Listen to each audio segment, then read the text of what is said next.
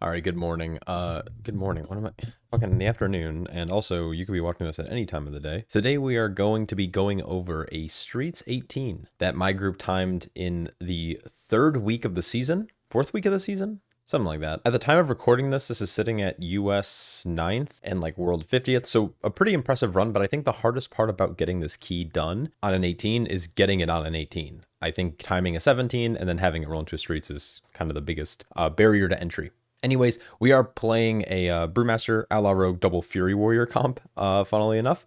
And in this run, I'm going to talk about everything we did right, wrong, and everything in between. And there's definitely some things we did wrong here. But starting off the first poll, this is a pretty tank-heavy pull. You have security guards doing a lot of tank damage, and then you have a tank buster from the mini-boss, so Maz doing proxy strike. So you do want to be a little careful. Now, Weapons of Order does get committed, and I use Dampen of Harm, but it looks like I'm going to be ending up holding a lot of my defensives for the next and like future pulls. I am playing Master of Harmony in this dungeon. This is one of the few dungeons this season that I think Master of Harmony just objectively is better. There's generally lower boss count or target counts throughout the entire dungeon outside of this first area, and there's 5 bosses, and Master of Harmony just does more boss damage. So we're going to be showcasing that here in a bit. But basically, next thing we're going to pull is the patrol plus the 3-pack to the right. We use the pillar to get some of the officers in, and then we're going to try to kick as many hyperlight bolts as well as hard light barriers as possible. Now, one thing to note is that some of these mobs in this pull, when you start off, have a shield that reflects, it's called refracting shield, and it reflects magic damage back at the attacker. So if you are playing with a magic comp, you ideally want a purge. Luckily for us, we're doing all fizz dam, so those like having purge doesn't matter in this dungeon, but it is kind of nice. Now the hard light barrier doesn't, it's just a shield, but if you can prevent it, it's more effective damage than letting it go off, because then you're hitting into a shield instead of hitting the mobs. Outside of that, this pull is pretty tame. It's a fair bit of tank damage because we have some of these security guards, but we're going to just be very comfortable just rolling some defensive cooldowns. So we specifically used Black Ox Brew in this pull, as well as our actual invoke the Black Ox cooldown. We held it from the first pull. Now we're going into the next set of 3 mobs here, which is a specialist, officer, and security. And then we're going to be pulling Zoltron or whatever. Zoltron. I actually don't know. What's this guy's name? The Portal Mancer dude. He's pretty chill. Essentially, we're just going to have one person kick this empowered glyph. Luckily, a kick comes up right now. Easy lands it. And then the rest of our kicks are going to be deployed on hyperlight bolts and the hard light barriers. Now, what we're going to be doing is this mini boss is fairly tanky. He is a nice target for the Fury Warriors to just sit on, though, because they're going to benefit from the Frenzy buff. So what we're going to do is we're just going to end up walking with this mob around to the rest of the mobs that we plan on clearing. So Empowered Glyph is being cast, and we're going to kick. Now, one thing I forgot to note is that, I forgot which mob does it, but some mobs will apply a glyph to targets. It snares you, and it does a lot of arcane damage. It can be diffused for magic, which is super, super, super nice. I actually did it earlier. It ends up being like a little bit of, actually like a solid portion of our overall, something that we're not used to seeing in Season 2, and even in Season 1, Blizzard really tried to go away from allowing monks and specifically brewmasters to diffuse a lot of dots. It would remove the dot, but it wouldn't actually do damage. So luckily, that is no longer the case. There are a couple of instances where, there's a couple of instances where diffuse magic is really good. Now, what happened there is I had rolled back with Rushing Jade Wind and Spinning Crane Kick, but our overzealous Easy Knees Fury Warrior decided to start to charge in and start blasting him. And they ended up ripping threat before I was actually able to Keg Smash or establish enough threat, or our rogues was able to actually, hit them. So with tricks. So, and unfortunately it was a death there. I could have probably done a little bit better and just like Keg Smash them. Also, just don't charge in the moment a mob gets pulled. So it goes both ways. Anyways, the security guards are going to go down. Now we're just left with these overseers. These proxy strikes deal heavy arcane damage. You can see my health here gets really, really low. They are not a mob to be taken for granted or ignored. They can do a lot of damage, and so does the boss's auto attack. So if you pull them at the wrong time, you pull the boss at the wrong time, you can get one shot. So utilizing things like Diffuse Magic as a defensive, using Fortifying Brew, obviously I have available. I do have Weapons of Order rolling now, so I feel fairly tanky. And then, unfortunately, I should have used Touch of Death here to get more damage on a boss. On the Overseer, because it does give us the extra 5% damage gain after we Touch of Death. But we also have it in our back pocket now for a accidental, I guess, containment cell. So this boss is going to be very chill for us. Warriors can both Bladestorm immune the containment cell. Easy Knees, one of our warriors, is also a human. So he can always just human racial out of it as well. There's the Bladestorm immune that just happened. We also have CL, who has the ability to Cloak of Shadows. It is a magical effect. So for us, this fight, outside of the annoyance of having to dodge these blades on the ground and dodging frontals and getting silenced, this boss doesn't, I mean, outside of those few mechanics, there's nothing else going on in this fight for us. We only have to pay attention to Zo'phex when he does his containment cell. The one other thing that's really nice about our composition is that Carrot is playing Night Elf. So let's say Carrot doesn't have Bladestorm available. He can Night Elf racial to attempt to force it on to another player. So there's Easy Knees. He just ran out. He took 2 steps back and then human racialed. But let's say it targeted Carrot there and Carrot didn't have Bladestorm. He could have tried to meld it onto Easy. Also, if it went onto CL and CL didn't have Cloak, he could have vanished it trying to get it back onto Easy. So using Night Elf here isn't terrible. Human racial is also clearly powerful, but it's so niche that I don't recommend actually playing human. But now the rest of the fight is going to be just pretty chill again. It's like essentially a target dummy for us, which I don't mind. The old version of this boss really sucked when he had the rotating shield around him, if you guys remember, where basically if you were, while you were between the boss and his shield that's rotating around him, he was not taking damage and he was immune. So there's like a really weird kiting pattern you had to do, which was just obnoxious in a lot of ways. It was really bad for casters. Now casters are actually good in this place. Now, one thing you'll notice is that I am running a trinket called Soulbinder's Embrace. I believe that's what it's called. It is the shield trinket from the second and or third boss of the raid. It's a small 50% absorb on a 1-minute cooldown, so it's a fairly short CD. I have it on Heroic Track with Avoidance.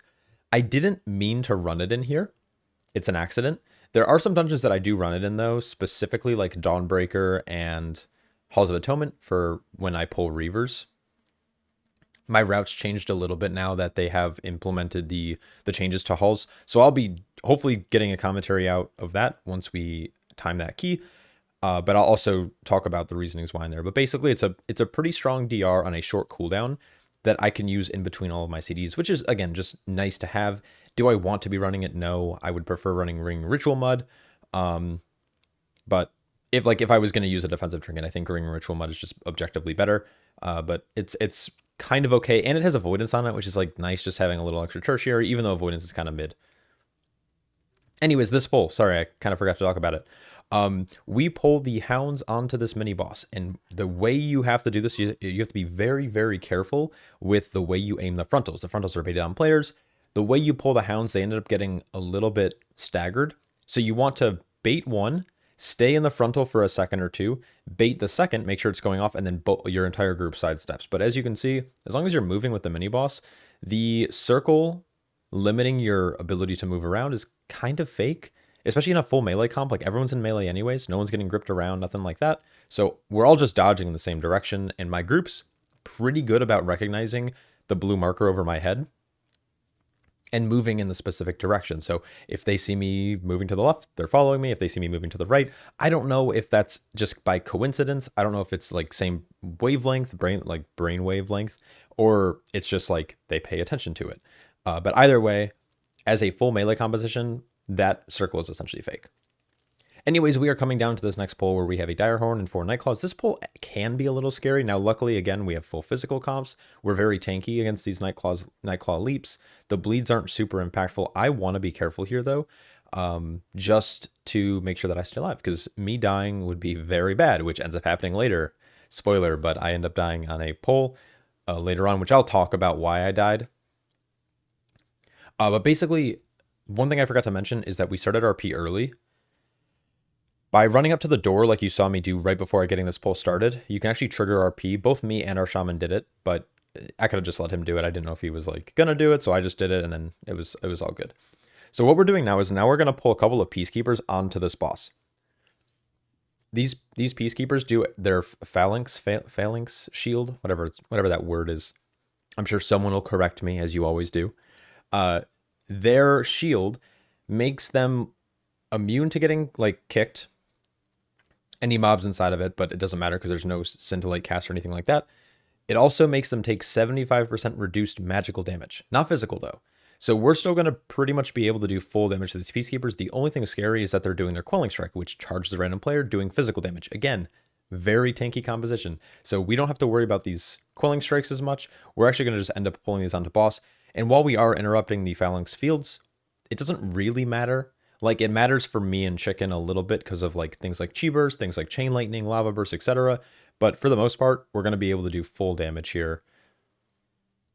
And somehow my marker on my head got changed to star, which is fine.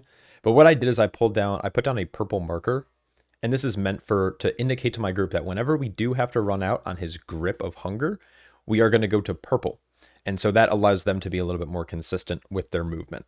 So they can keep uptime on Peacekeepers or Ashlight when he eventually comes down. Now, obviously, during this phase, it doesn't matter as much because there aren't really any other targets that you can reasonably hit. I deploy a Ring of Peace just to keep the mobs grouped. Did I have to do it there? No. Could have just kept hitting the boss, but keeping them stacked to make sure that they die a little bit faster is good. But as you can see, our warriors and rogue are shredding. And they're shredding because we had 5 targets to hit, but it's a really easy way to get extra count onto boss. Now, there's other ways you can do that in this dungeon. There's a lot of weird ways you can snap both into the Oasis as well as into the last boss, but those require some technical setups, which I might talk about in a future video. Anyways, now that Ashlight is down, we're focusing Alcrux. Once he dies, we're going to feel a lot better. The first venting doesn't matter as much for us. We figured it's not worth like trying to run both bosses around and make it all like weird. There, I think Carrot got knocked back and then charged maybe instinctively and then got hit again. And obviously like that's bad. So now what we're going to end up doing is I'm going to pull Ashlight to this corner. Now the other corner works. And I think in a previous video, I've showcased going into the other corner. This corner tends to be a little more consistent with catching 1 extra set of orbs. So it's 3 orbs versus 2 orbs being caught. Which is great. As you can see, they all got clumped up there. So whoever has the gluttony on them has an easier time kind of picking up orbs. Now, in the last phase, or I guess once Ashlight dies, you have to be a little careful. Because if someone walks into the pool, they could actually take a tick from the gluttony and from the pool on the ground. So what I'm doing is I'm just sitting here in the corner. Venting comes out. Once venting protocol starts, the boss is locked into his position. So I'm able to then roll out, grab this boss. Someone sucks up the orbs, and now I'm trying to position Ashlight in the corner. Also, when he's doing flagellation protocol, he's like always dashing to the tank. So you can use that to your advantage and move him very, very quickly. So there it is in the corner. You can see 3 orbs are getting stuck.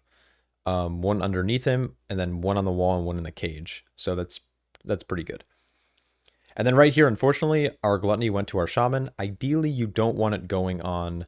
You want it on DPS, but it's not terrible on your tank.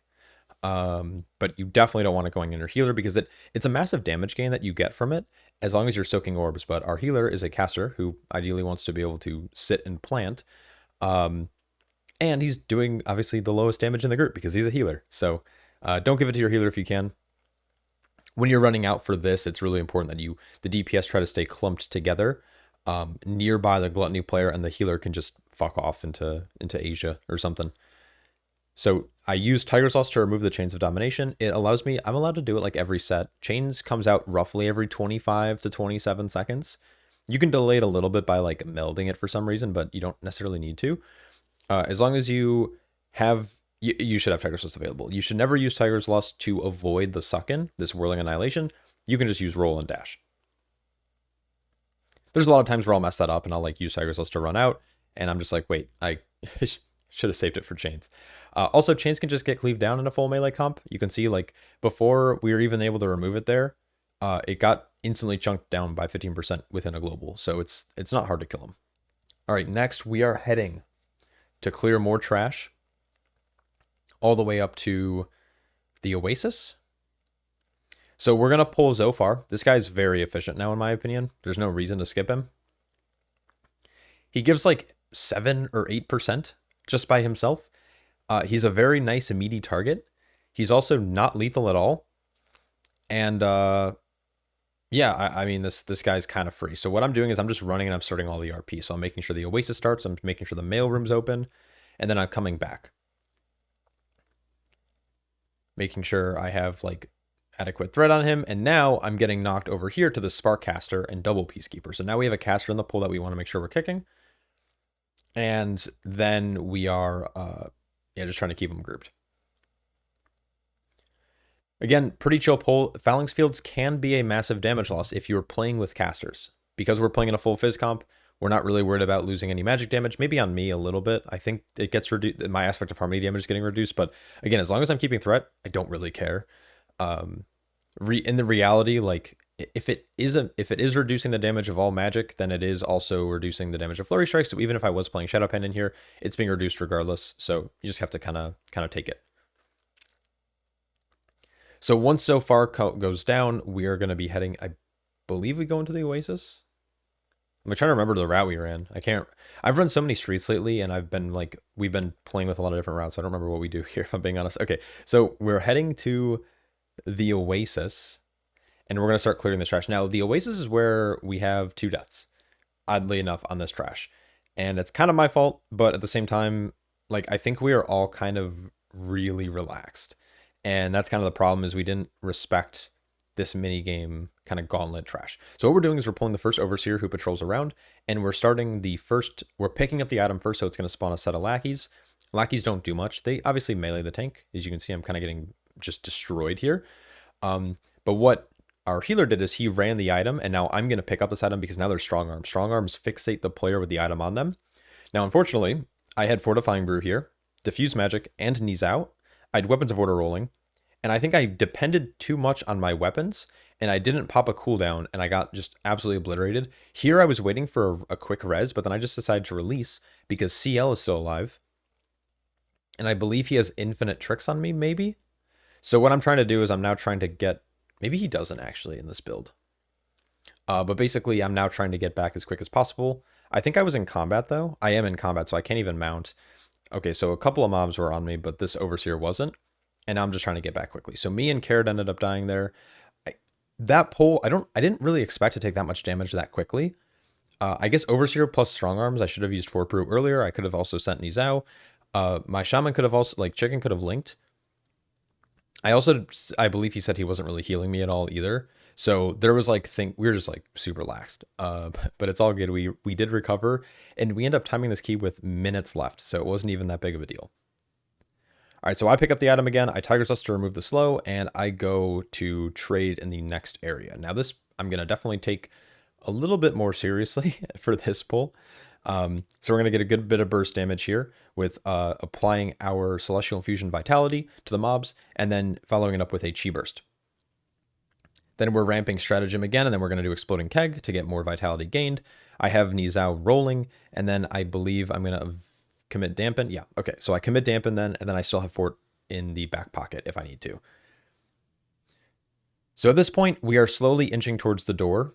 The idea here is that we want to defeat this pack. I'm going to guess, and essentially our rule of thumb is if we can guess it correctly, like just by literally guessing, we'll have CL go down and start the RP.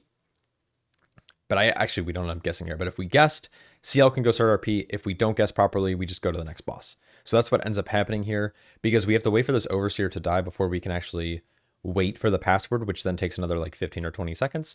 So what we're going to do in the meantime is we're going to go clear more trash. And while doing that, we're going to be keeping an eye on the password. Now we're going to be pulling everything out of the room here. So I'm going to be tagging the right pack, and then I'm going to be tagging the left pack here. And then I set up a Transcendence, I think. Yep, there's the Transcend. And now we're running out of the room. Now, if you notice, we only grabbed 2 packs. It's because we're going to be pulling the 3rd pack onto boss for, I believe, pseudo fake mini funnel.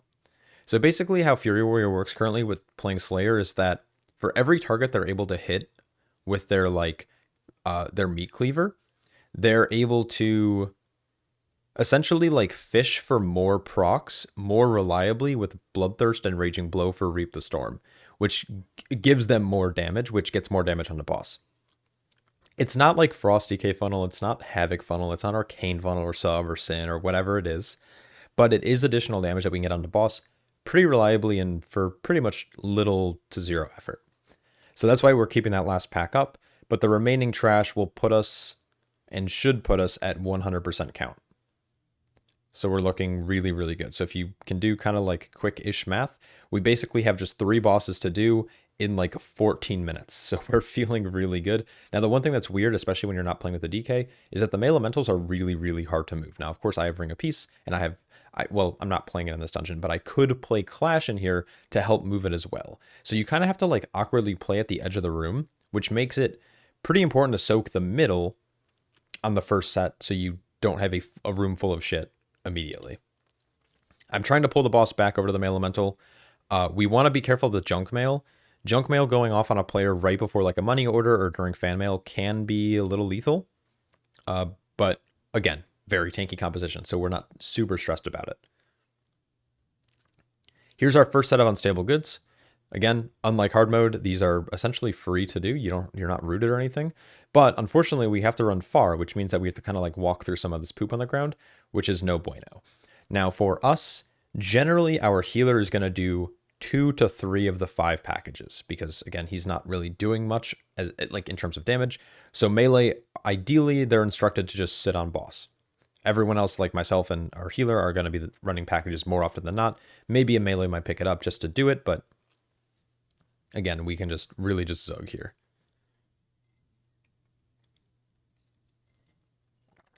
This fight ends up being very rinse and repeat. They have nerfed it as well from its previous iteration. The unstable goods now takes longer to spawn. I think it's an extra 5 seconds in between each set. So you have so much time now to do this fight. Packages are dropped. I'm going to then dash over. Just double checking. If a package is in the poop like this, the tank should do it. Don't run the risk of having your healer try to go out because these pools are very deceptive on how much damage they do. So I'm going to try to double soak here. Diffuse magic is great. I don't have it currently. I used it on a previous set, but you can diffuse magic the dot off. It doesn't do damage to the boss, but at least you can like you can soak a bunch and then clear yourself.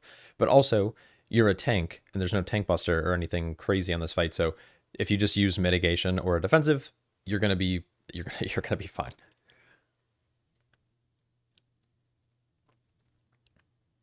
And so this should be our last set of unstable goods. As you can see, there's a bunch spawning in the poop, but it's actually like right on the edge. So luckily you can like pick it up without having to worry too much. Our shaman is going to do, I think, 3 of the 4 packages here. I think actually Carrot picked up 1, or no, Easy did. So good heads up play. I guess it's there's not much going on. So he could have just stayed on boss and we had plenty of time to do it. The old pools that are, or the new swirls that are spawning in old poop, you just let it go. Like you can see, like it's barely filling up our room. So we're opting to basically play on 1/2. Basically super, super easy. And now that the boss is like sub 10%, you can probably do it sub 20, but sub 10% is really safe to tunnel. Once the packages come out, I believe you have 30 or 35 seconds to actually clear them from the room. But if the boss is going to die within those 30 seconds, you're good. Generally 300 mil with a good geared group is plenty safe. You can argue more or less depending on the composition and depending on cooldowns and stuff. But with a comp like this, they are doing damage all the time. So there's cooldowns, I'm air quoting here, but there aren't cooldowns. Like they're doing damage often. Avatar and Wreck are really good, but Reap the Storm proc goes crazy. So during this, CL got down here really early. Right after the boss died, he just went grapple, grapple, grapple, grapple, sprint, and was able to get down here to start RP. So we probably lost 4 or 5 seconds here, but honestly, a 4 or 5 second loss is not a big deal. They made this dungeon so free with their changes. I think they over-nerfed it. And I know that's going to be a take. They probably won't backtrack. It's just probably going to be one of those dungeons that's super free this season. Yeah, it's 5 bosses, but like 35 minutes. It's like they could have just changed the timer, but they also like nerfed so many things. Like this is a great example. We have 1 less phase to do. It used to spawn 2 patrons and a security for the first one. And then you'd have this set and then you'd have the boss fight. But they removed one of those entirely, which already took like 2 minutes off the timer. So they didn't need to add 3 total minutes. This used to be a 32-minute dungeon. I mean, back in the day it was like 38, but now it's like, it's crazy free. I shouldn't say free, but this is definitely the easiest, if not the second easiest key of the season. I would say maybe like Gambit is like up there in terms of like At least for pre-mades, I think Gambit's pretty free as well. But this timer is just like so lax. So here we go. We're going to pull Zogron. This is the boss. Now, Warriors have a very interesting talent, which I believe we didn't run in this instance, but we've ran it since, and it's very good. They get a talent that kicks, or when they kick, they deal 5% more damage to that target. So they can use it on the Menacing Shout, or they can use it on this Final Warning cast once the shield breaks. So yeah, Warriors basically can run that talent in this dungeon specifically because they can kick this boss, and they can also kick the last boss as well to get like additional damage during the burn. Now the burn doesn't really matter. They nerf the shield. It like just pulses damage instead of being like a crazy one shot. But also we're breaking the shield beforehand anyway, so we're looking good. So for this fight specifically, I opted to take the kind of trump, the horn, which is the front instrument. This is the one that the tank should generally take because instead of dashing you out of his like suppression spark suck in, instead it knocks you like up in the air. So you'll still take damage. You can also get hit by rotten food as well. So whenever you notice that you're going to get hit by rotten food, hit a defensive. No, it probably won't one-shot you, but getting really, really low in here is not ideal. And the tank does melee swing a few times, and when he does, it hits really hard. So if you die and you're like someone's trying to battle res you, and someone else gets meleeed, they're probably going to die as well. And just like that, boss went down pretty easily, and now we are heading into the final boss with like, I don't know, 7 minutes left, give or take. Of course, we have a little bit of role play to do here. Luckily, CL was able to get out and in front really, really, really fast. Again, like with just like multiple grapples plus sprints. And so he's able to start the RP a little bit earlier. We're still going to have to wait around for a few seconds, but we're going to be able to get this boss fight started pretty quickly here. So once the boss spawns, we're going to be pulling him off to the side. Now, if I'm not mistaken, we actually had a little bit of an oopsie here, which I'll point out when we see it. So we're pulling the boss. Where you start the boss is not really important, but you do want to be careful. As you can see, someone accidentally got relocated on, like the relocator spawned on them, so they got ported across, which obviously could have been bad if he spawned in a Shuri. I didn't see which warrior it was. I think it was Easy. Then Easy accidentally goes through the wrong relocator here and gets hit by the Shuri, so we have to commit Link almost immediately. So already kind of a shit show. Now it's spawning on the far corner. We identify that the square is going to be our safest bet, so we're going to wait a little bit here, and we're going to move through. That is all great. So what we're now doing is we're essentially just trying to like play as if the divided walls are up, staying in our quadrant if possible. So we again recognize that star is available. We have to be very careful that these relocators are super close together. So once we know that the Shuri's in a safe spot, we're going to quickly move through. And luckily, he does double technique right away. So what we end up doing here then is I always kick first is our general group's rule of thumb. And then everyone else can just wait and try to kick at the last second. Now, of course, if you milk out this cast, we kicked at 0.4 there, which ironically enough, everyone was saying that we kicked too early. Basically, you can milk out a little damage without him doing phase slash and casting Shuris. But it's, again, if you kick immediately, not the end of the world. Anyway, Shuri spawns on triangle. So this is the one that goes oopsie. So we run through triangle, but when we move through, I didn't see that I immediately got on the other relocator, and now we're kind of panicking to try to get back into position. So I'm in a rough spot, obviously. So what I do there is I set my Transcendence to CL, and then I transcend to him over the Shuri. You can do the same thing by just placing one down, but right there, that could have been disastrous. Luckily, we ended up saving it. We are now all sitting on the edge of our seats at this point because I think we were very lax until we just realized that we can get humbled by RNG, which obviously is not good. So I'm going to kick here. Now they have 8 seconds to land this kick, and we should be good. I think we kick earlier here. I think we're just all on edge at this point. We're just like, all right, just kick 0.7. That is, normally we try to milk the 0.2 or 0.1, which obviously is really cutting it close. But yeah, don't do that. So generally technique happens at like 60 and like 20-ish%. He'll do the double technique. And then you should be able to kill before he ever even casts the next one. So right here, we identify that triangle's safe. Now, one thing you can do on this fight is you can skip getting hit by the phase blade or phase slash by moving through the relocator right as the cast starts. once you're safe from the Shuri. And so I didn't do it right there, but if you all move through at the same time, you'll actually line of sight the cast, canceling the damage. So it does take a little bit of yeah, right there we just did it. So he just did Phase Slash and no one took damage. It's very difficult to do. More often than not, it happens by accident. We're gonna go through circle, and I'm gonna kick first, and then the rest of us are just gonna wait. At this point, once we see this third technique, I guess third double technique, we can just move the boss to the corner of the room and just tunnel before the next Shuri even hits us. And that right there is how we timed in 18 Streets of Wonder in like the third-ish, fourth week of the season. I think it was the fourth week actually, because we're now in the fifth week. So yeah, third week of the season. Or fourth, what am I saying? Holy fuck. Anyways, let me know if you have any questions down below. Let me know if you, well, don't let me know actually. I hope you enjoyed. And if you didn't, I don't know why you're still watching. Anyways, hope you learned something, and I'll catch you all in the next one. Peace.